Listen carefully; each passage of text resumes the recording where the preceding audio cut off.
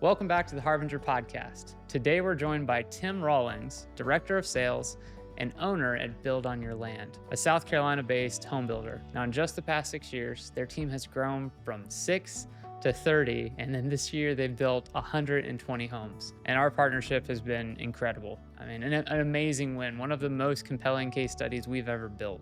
Tons of practical takeaways here, amazing growth, and lots of wisdom to benefit from. Enjoy.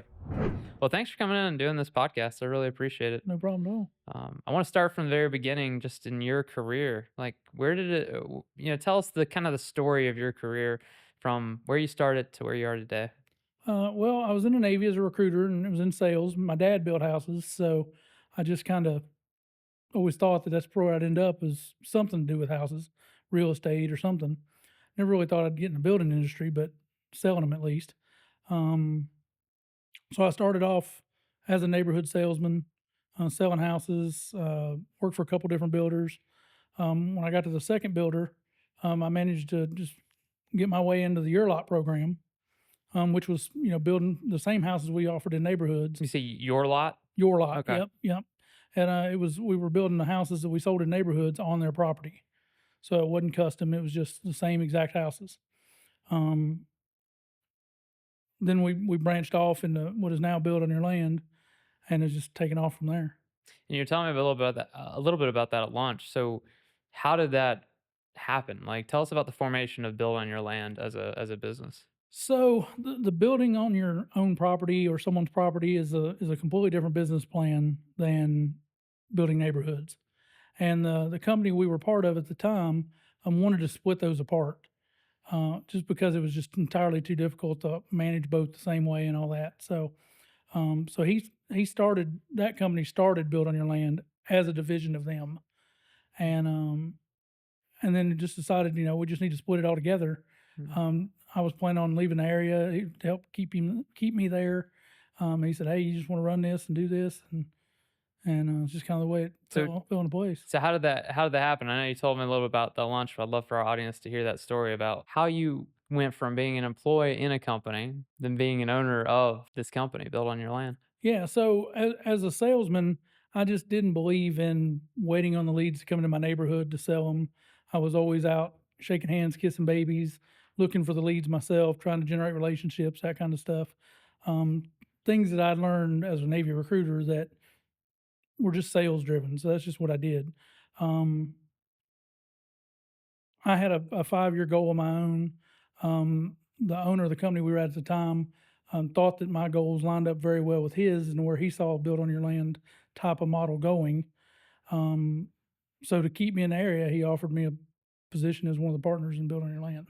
Now I'm curious, tell me some of those lessons that you learned in sales as being a recruiter to then selling homes. Well, it's just, I mean, it's sales, right? There's so many things in our world that people call sales that really aren't. Um, Going out and looking for those people that, like in recruiting, that they never thought about joining the military before I talked to them. So a lot of people don't realize they need a house either.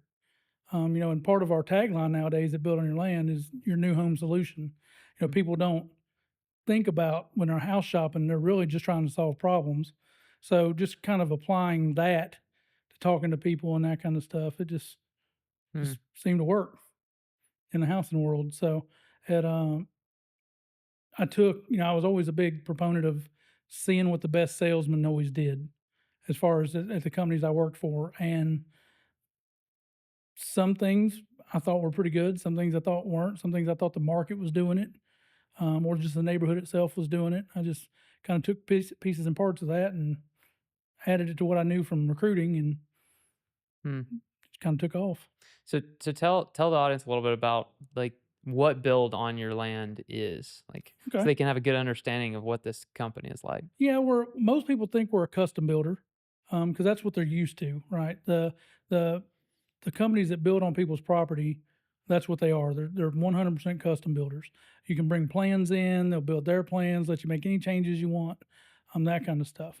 We like to look more at ourselves as like a personalized production builder. We take our floor plans, we don't change them a whole lot. We have options for them, but they're designated options. We go out to people's property that they're either own or buying, and build them their house there. Majority of our buyers are trying to get out of the neighborhood life, where I make fun of it all the time, but because I actually live in a neighborhood myself, and people shooting fireworks in the neighborhood, their dogs barking, parking on the street when they aren't supposed to. All those are things most people that live in neighborhoods deal with. Even if they've got HOAs, they still deal with that stuff. Yeah. And uh, people just want to have their own space. Hmm. So we feel that need by being able to build on that space at a reasonable price compared to what a custom builder can do. Hmm. And what about the scale? Give us an idea of like how many homes y'all build per year, how many team members you have, that kind of thing. Yeah, so we're right around 30 team members right now. We cover most of the state of South Carolina and part of Georgia. This year we'll sell about 120 houses. We have anywhere from 40 to 50 going at one time in the field. Um, I think we're 35 counties. I think is what we're in right now. Wow. Um, Short term goal is to cover the whole state of South Carolina. So we're always expanding. We're currently in 3 markets: Greenville, Aiken, and Columbia. Um, looking to move a little more further east in our next market, but a pretty big area. So y'all had some tremendous growth, and we'll definitely talk more about that later. But I want to talk about the very beginning of the story, like better understand that. Like, what was it like being at the ground floor of this new business as a partner? What kind of challenges did you face, and what was that like? Um, a lot of big challenges because other than the guy who was the main part of the starting the company, none of us had ever started a business or been in a business of our own. We all had different leadership experience and that kind of stuff. Um, all of them have been in the construction industry for quite a while, with the exception of me. I just had my few years of sales time in the construction world. Um, and we were a company of 6 owners at the time, so currently with 4, but still it's a different dynamic, I think, than most owners of businesses deal with. So the first six were all owners. All owners, yep, Wow, yep. And, bet that so made for some interesting conversations. And definitely, yeah, definitely, everybody's got their own wants to pull their own direction a little bit. Fortunately, we have very complementary attitudes, mentalities, that type of stuff. So it worked really well. Um, but I'd say the biggest problem, well, not biggest problem, but biggest issue you run into that we ran into is is growth. I mean, really, the worst thing a builder can do is sell more houses than they can build. And with the niche we're in of a good quality, affordable house in a market that deals with custom builders, um, growth has just been crazy. hmm, So having to keep ahead of that wave of being able to sell them and build them the way we want to build them in the time frames we want to build them has probably been the biggest challenge the whole time we've been in business. hmm. Because you have to be able to ramp up quick in your staff that has to and they have to understand the way we do things, which is a lot different than everybody else because of the we don't The change. We nature. just do the way we do it. Yeah. Yeah. Hmm. So give us an idea of like what that growth was like in the early years. Because in total, how many years have y'all been around? 6 this month. 6 years. Wow. So you said 120 houses. Hmm. Wow. I mean that's in a very aggressive growth pattern. So did was that like something that you guys planned and you kind of knew, hey, this is what we're driving towards? Well, I would say from a sales standpoint, I kind of felt like we could always do it. Yeah. And just because I understood the market real well, I think, and the need, Mm, because it's really about the need. As everybody saw house prices skyrocket after COVID, mm-hmm. including us, the the need for affordable housing is just there, right? And although we don't always build for a first time home buyer, like what most people consider affordable housing, the we give the opportunity for people who are, for lack of a better way to put it, are tweeners. They're they're middle class families, blue collar. They want something really nice, but with the current price tags, maybe can't afford it. Mm-hmm. We get them into that space that allows them to be both, um, which is really good. Um, but it did grow fast. Like I said, we were younger right in the middle of COVID, so no one really knew how that was going to affect us. But we were, we're a Christian based company, so we like to be fair. We're in business like everybody else has a business. We're in business for all kinds of reasons, but at the end of the day, we always try to be fair as best we can. So when COVID happened, for example, a lot of builders didn't know what to do. Prices were fluctuating faster than they could update them. They were still had to sell houses, but then they were freezing builds where people couldn't build. They were telling them they had to increase their price or cancel their contract. They were Mm. just stopping jobs midstream and saying they weren't starting back till prices went down. Wow. All kinds of stuff. And we fought through that, and we thought it was fair not to treat people that way. So as we went through COVID, although we had prices go up, if someone was under contract, we stuck to our guns and kept it right where it was at, Hmm. and we took the bullet on that. Wow. So at you would see houses. We would go look at lots for people, and they would be building. Another builder would be building a house beside them, and the house would be in foundation, and weeds were growing up through the foundation and all that kind of stuff because they had just shut building down because of the price fluctuations. Wow. And we came in, built the house, had the house done, and the foundation was still sitting there because the builder just never said they could start back up again because of the price problems. So because of that, I think that really boosted us in the market because that kind of stuff gets around, right? I mean, referrals are always a key part of anybody's business. And the fact that we didn't do that to our buyers like some of the other builders were doing, I think just paid huge dividends in the long run. Hmm. So of the three bottlenecks to scale your business, a good friend and mentor of mine says that it's the market, meaning like reaching them, marketing to them, selling to them, and then it's the process itself, like the actual doing in the operations, and then third is like the capital Yep. that's needed to actually make all those things happen. So usually one of the three of those are your bottlenecks. Early on, what was the biggest bottleneck compared to like now? What may be the biggest one? Oh, it's definitely not capital because that's a benefit of our business. Everything's built off construction perm loans. Yeah, So the having the capital to build the house isn't needed like it is in a neighborhood. commercial or yeah. Yep. So it's a big difference there. Um, uh, I would say reaching them was probably it. We had tried several. I mean, we done all kind of marketing stuff. Um, for forever, even at the original company, a lot of the marketing was driven off signage. Mm, A lot of it. Um,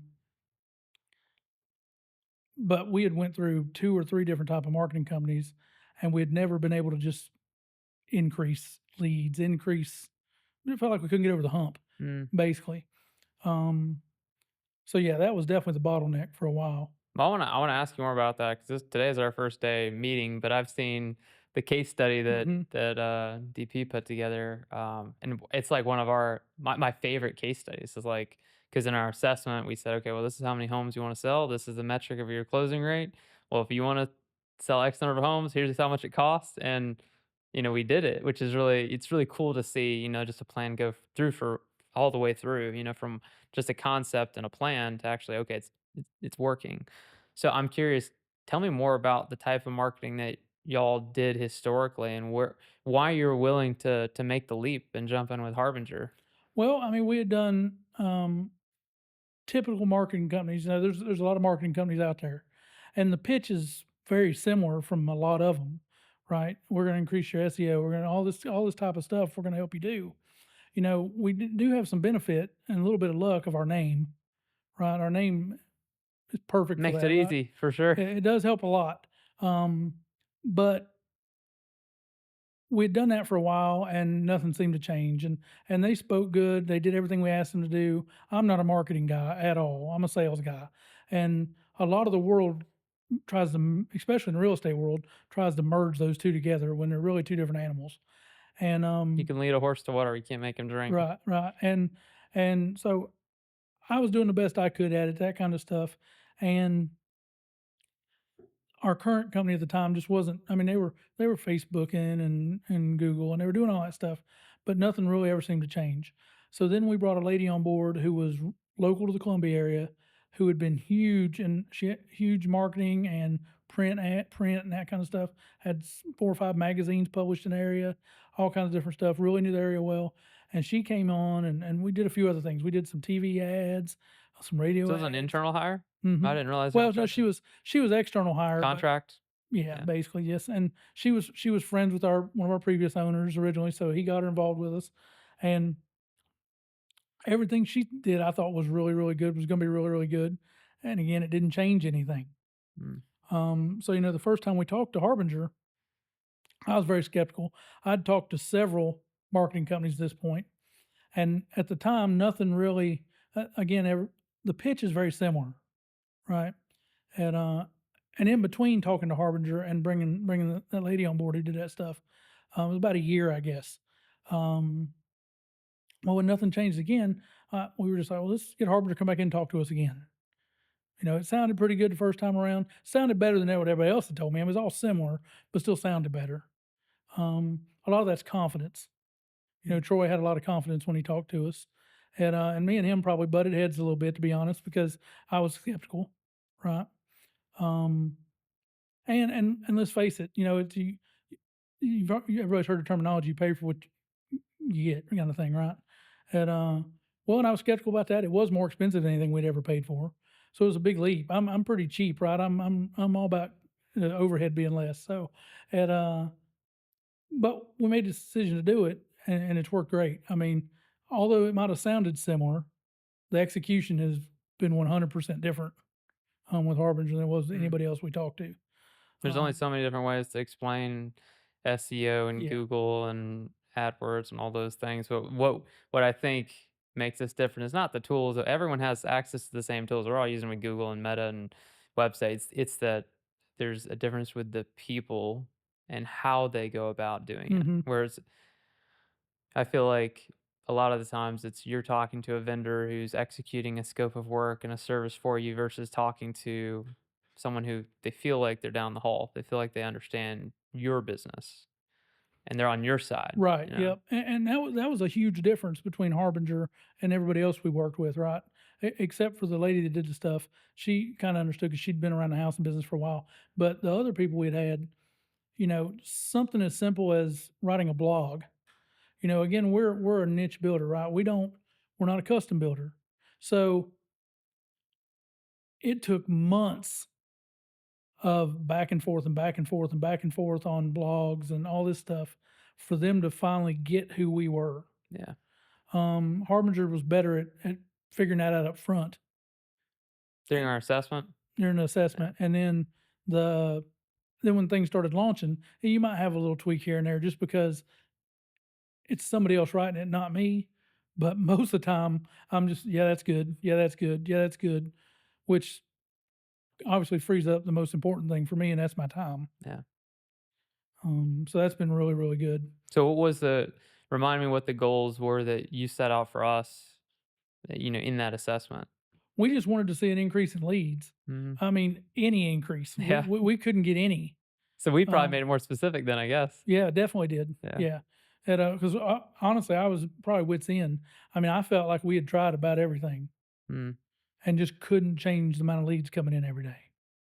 Um, and I'm sure and David could tell you this, but I don't know y'all's, your other clients, right?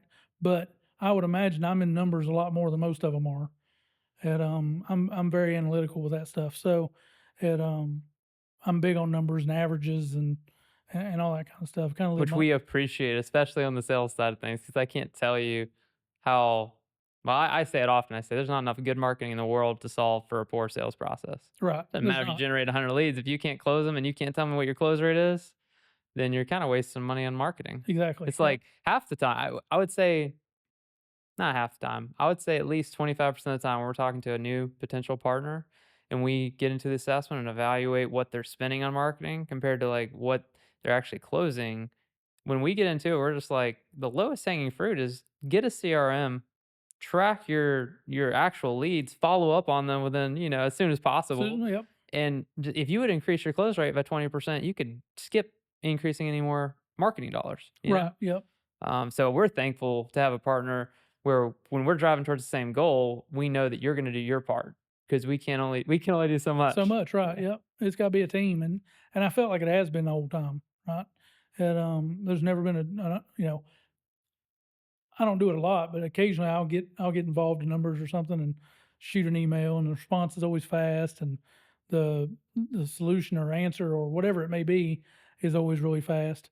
Again, time's the most important thing to me, so and I'm all over the place. So it as one of the only guys in the office, because we've got remote locations, I travel to those locations a lot. So the time is by far the most valuable, and being responsive and all that kind of stuff has been Yeah. awesome.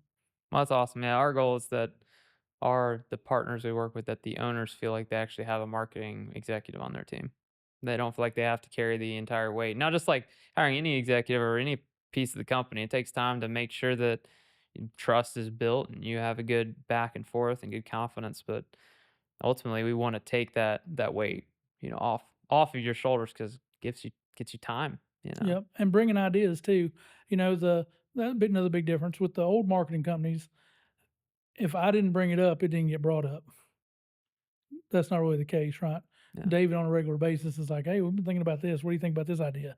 Mm, Right. So I don't have creative juices like that. So it's good somebody else does. So yeah. Well, yeah. that's awesome. Thanks for sharing that. So what's the goal now? So we figured out how to generate leads. We can generate more leads.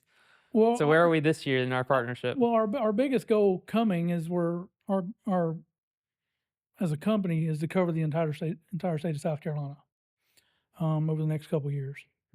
Um, with that, obviously, leads got to get more, just because you're going to be a different area, that kind of stuff. Um, we recently expanded into Greenville. That's a fairly new market for us, um, completely new market, and it's got its own challenges. So the most immediate thing moving forward is probably just trying to get Greenville more pumped up, honestly, and and a lot of that is it is being new. When we first started the company, we weren't part of the old company anymore, but we still had people knew me, people knew him, we had relationships in the area. So much of this business is relationship driven, Mm, that back to what you said about marketing can't fix everything. A lot of it is the relationships we build in the area to start with. So mm. a lot of it falls on us. How did Um, y'all strategically decide, like, hey, we want to go Greenville next? Like, what was the thought process there? Distance mainly, and for all our offices, we build for the most part roughly within an hour and a half of the office. So it didn't make any sense to be within that hour and a half close. Greenville's one of the fastest growing cities in the nation. So, I mean, the population's there. People are building. I mean, there's a lot of people coming to Greenville. Um, it's just, South Carolina breaks into a couple areas. You've got the low country, the Midlands, the upstate. So the Midlands is where we're at. Upstate being the Greenville area, low country being closer to Charleston, Mm, or the coast in general. But Greenville's kind of like the hub of the upstate, so that's kind of gotcha. drove that. Um, and anybody else who builds on property is based out of Greenville as well. Really? Okay. So So is there probably more competition there yeah, yeah. Well, we have a competition in the market, and we don't have a competition in the because of market the custom versus, because yeah. because we're so different, right, as far as price goes and what we offer. What we do see is a lot of custom buyers end up coming to us because they don't want to pay so much different price tag. Well, based on what you were telling me earlier, it seems like they could probably build with you guys, but then with another, they maybe with you they could still afford to do a pool or a Correct. barn or continue to add on to it. Yep. Because it's all about vision when you build on your own property, right? Some people have the ability to see that vision. Some people don't. I'm not really good at seeing it. Like if I build my own house on property, I'd be asking the other guys in the office because I just don't. I can't picture trees as a house, Hmm. right? I said I don't have the creative bug, so I just can't even see that. Hmm. A lot of people are that way. The but a lot of people are like, I know I'm going to put a pool here. I know I'm going to have a chicken coop over here. I know I'm going to whatever horses over here, Mm-hmm. kind of thing. We get a lot of people that are that way too. So I want to ask you about the company culture. At lunch, you feel like you have a very healthy company culture. And I feel like for a lot of business owners, that's a struggle. That's a challenge. Oftentimes, it's just something that kind of happens. It's not as intentional. It's not as planned as a business plan. You could write a business plan and not once mention company culture. But how have y'all gone about building the culture that you have, and how would you define it? Well, I think it's got to do with honestly, I think our culture is driven around it's what's caused our success ultimately, right? Employees are what make you successful, and hiring a new one to replace one who left takes time, is more expensive. You got to train them from scratch again, all that kind of stuff. And I think our goal was once we expanded outside the realm of just the owners doing the job, was to try to create a culture where people didn't want to leave. Mm, In our world nowadays, and you see it when you look at people's resumes, it's not uncommon for a 25-year-old to have 10 jobs on a resume. They're constantly going to the next job for more money, um, for whatever reason, or culture, or whatever. And the idea was that we just don't want to be that way. mm, Um, because again, it's impossible to grow by doing that. mhm. And I think our ability to keep people as what's allowed us to grow as fast as we've grown, and to handle as fast as we've grown. Why do you More think importantly, people choose to stay? Like, what is it that what is it about your culture that you think people are like, "Yeah, I love working here." well, I mean, it's loyalty. Loyalty works both ways, right? I Yeah. mean, um, employees have to know that you hear them, you got their back, all that kind of stuff. That we're looking out for their family. The when we talk about culture, it's kind of comical. We've got out of almost 30 employees, we've got almost double digits that have more than 3 kids. Wow, that's awesome. Yeah, so I mean, really big That's families that amazing. work for us, and a lot of them are really young. I mean, really young kids too. So it's we know So you have that. a motivated workforce. Yep, yeah, the obviously in the last 10, 15 years, whatever, the whole term work life balance has been thrown around a lot, right? And we don't really talk work life balance. It's just kind of how we operate.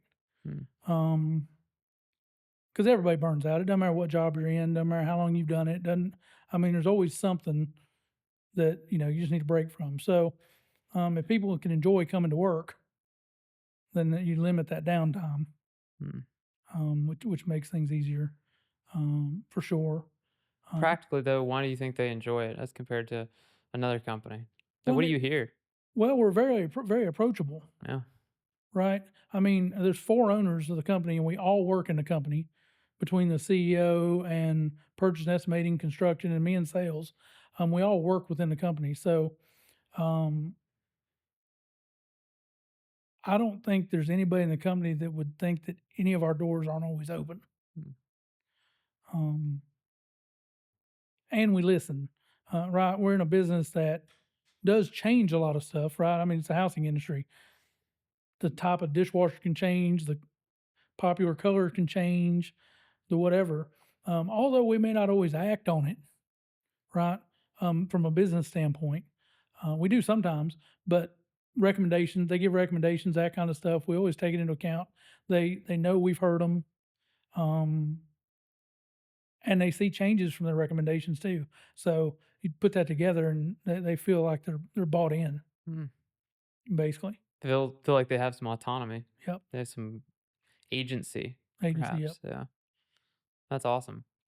Now, you, 4 owners. I know we talked about that at lunch, but man, like that seems like a lot to potentially manage and navigate, and partnership, it's complicated. How have you guys as an ownership group like navigated your relationship? And how do you feel like you've done it well? Like what advice might you have to someone that's entering into a partnership? Well, I mean, the where we've been blessed is we can argue. Don't get me wrong, we can disagree on some stuff, but when we walk out the door, we're all unified in whatever decision we came up with, and we all have very short memories. Well, that's the key, Yeah. right? I mean, in every builder I've worked for, um, sales and construction are enemies. 100% enemies. Because if there's something wrong with the house or something with the house, construction caused it, construction thinks the salesman sold it wrong or told somebody they didn't wouldn't told them something they weren't supposed to or something, right? And so they always fight. So me and the construction manager, who's another partner, we we go at it occasionally, not bad, but we have our disagreements. Mm, But usually we're pretty good at figuring it out really fast and like this is why it makes sense. This is this. And we come to an agreement and then it's like the argument never happened. mm. We instantly reset. Let's move on. Just move on. Yep. Um, and we all get along really good. I mean, we're all friends. Two of them have known each other most of their life, but the other two of us, I mean, we all met in the industry. Mm. We just our personalities just mesh really well, even though we're all drastically different. Did some of you work in the other company before? All four of us did. All 4 of you, okay, Hmm. gotcha. Wow. In similar roles? As what we do in this business, yes, Wow, that's yes, cool. That's amazing. yep. Wow, So we were kind of like the A team coming over is a good way to look at it. it's incredible. So, long term, think 5, 10 years down the road, where do you see Build on Your Land being? We'll definitely be building everywhere in South Carolina. Yeah. Not worried about that at all. I don't know if we'll go outside the state or not. We like being a local builder, right? And we've got no um, ambitions really to try to take over the East Coast or anything crazy like that.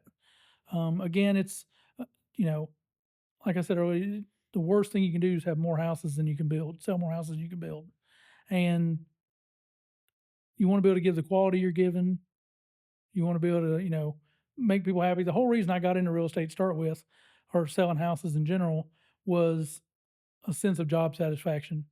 Right when I was in the Navy and I recruited, when someone went to boot camp and they came back, they were all thank you. You say you helped my life so much. They thanked you for putting them in the Navy. Mm, Well, everything you do in the Navy, as you get higher in rank, you get less and less job satisfaction for yourself, more for your people. mm, Right.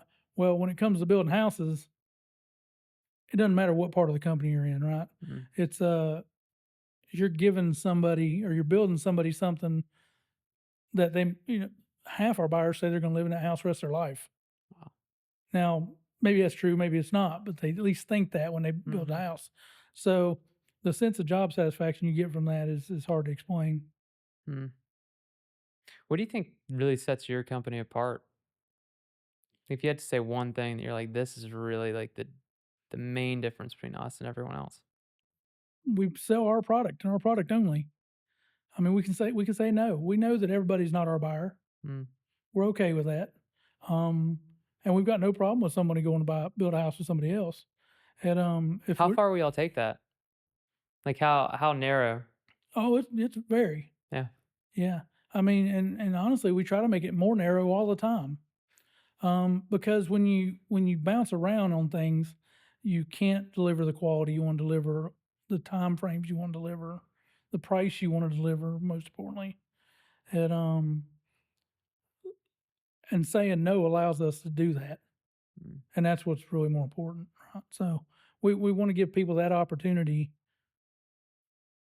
to be on a piece of property, to have their, you know, the I wouldn't say the American dream's changed, owning your own house and all that kind of stuff, but it we make it more available to live on your own property than it probably ever has been. mm. Um, And it's been getting harder and harder for years. yep, So y'all feel like y'all gonna bring it in the other direction? yep. It's just it's really not that hard when you know the price of the house before you sign the contract. Mm, that's awesome. And so many builders just can't do that because Mm. they don't know what they're going to sell because they don't know what you're going to ask for. What advice would you give someone that maybe starting out in the home building space? And they're an entrepreneur looking to get into the game. What advice might you give them? I just don't think you can put a dollar sign on relationships, right? And I'm with all the marketing and all that does so good for us, right? What made me successful was shaking hands and kissing babies. So, it there's real estate agents in the world to this day that still call me because they got a client interested in the other company I used to work for, Wow. right? Because they just remember me. So it in any sales orientated world or business, home building especially though, it's just not what people deal with normally. I mean, realtors do have relationships with their buyers and all that kind of stuff, but it's different. The it broadens across our vendors, everything. Our just like you guys say, with our partners, with our partners, with our partners. It's the same way, right? Like with us, with our plumbing company and our electricians and all that kind of stuff. Those relationships got to be there to do what we do. We cover a huge area with not a whole lot of people, right? I mean, when you have neighborhoods being built, they might have just groups of people that all go to work in that neighborhood. Mm. For us, one house may be an hour and a half, 2 hours from the next one. Wow. So if that relationships would hold all that together, because you got to get this guy to go 2 hours here and then go 2 hours there, and then I mean it's a lot of driving sometimes and just big areas. So and the relationships definitely what holds all that together. So that would be the recommendation I would give. Hmm. It's funny you say that. Like I've asked that question to, I guess, 10 plus business owners like yourself that we've had these types of conversations with. And it's that central theme of like looking at a decision and not being short sighted, but like thinking of the long term, like having long term thinking mentality. Because there's so many businesses that will take a shortcut or they won't value the relationship and they'll think, well, it's about making profit on this one project. Kind of like COVID, you guys could have easily decided, hey, we're going to Yeah. do things differently. But it's like that delayed gratification mindset, you just never know really what it turns into. But in the other way, you actually do know because you see most successful people think of it that way. They're thinking long term. Well, it's always a risk, right? I mean, long term goals are always a risk. Um, you just got to have faith in whatever your choice is and push as hard as you can towards it. Hmm. Let me ask more about that. So you said at the very beginning that your organization is very faith based. Tell me about like how you live out your faith in the context of your business. Well, we do a lot of things actually. Our biggest thing is we donate a lot of money to some pretty good organizations. One that we really participate with is Big Red Barn. It's a charity basically that brings in PTSD veterans and first responders and all that kind of stuff, and tries to help them deal with you know being at work and stressing out from work and all that kind of stuff, and then not bringing it home, and except they've got it worse because of PTSD and things like that. But at the we have unity lunches all the time. We have at lunch we were talking about things we do for the company wide with the 401k and all that kind of stuff. We have a corporate chaplain that comes by and visits us every week Wow. at the office. Talks to people we need to talk to. If they've got anything going on. Um, Death in the families, things of that nature. So it's a big back to the Wow. culture thing. That's a little bit different. You see everywhere. Corporate chaplain? Mm-hmm. How does that structure? Like how does that work? It's a company basically. Really? That's all. Yeah, it's just Corporate Chaplains of America. Yeah, Wow, that's awesome. yeah. So he just comes in. He's assigned to us, and he visits once a week and has a number. You can call him anytime you want. And And every employee just has wow, that's awesome. yeah, so it's really good like that. We try to let it lead our decisions, Mm. right? I mean, everybody knows and tries to think that they want to you know, do for people how you would want to be treated, kind of thing. But we try to really embody that best we can.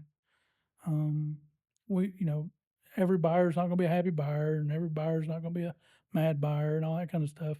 But we just try to treat everybody the same. We try to look at it through that lens, um, and try to look at it like we're always just doing the right thing. Mm. No, that's awesome. That's really inspiring. I think a lot of business owners in general sometimes can get in the weeds and like really think about just what they're doing that day, but not think about the bigger picture. And I mean, there's gonna be days where you don't feel like doing it, you know. Always. But when you have a deeper meaning, a deeper reason behind why you're doing what you're doing, I think that it's there when you need it, you know. And it's worked out for us, right? Because I mean, the I can tell you when we first started, we didn't think we'd be as big as we are already, Mm, right? I mean, we might have had ideas of being this big, but it definitely took off way faster than what we thought at first, right? So, especially with the COVID thing and all that kind of stuff, it could have turned out 100 different ways, mm, as it did for so many businesses. Um, but I just think the reason we do it just met that need, really. mm. It just happened. Everything just happened. It's kind of like the name, right? I mean, sometimes you're better off being lucky than good sometimes. And if you're both, then you work out. It works out really Exactly. well. So, Some of it's luck, some of it's hard yep, work. You don't know, but it's a blessing. yep. Yeah. Well, thank you so much for the time today. Oh, no I problem at all. Thanks for having me. really appreciate it. This has been great. It's been awesome.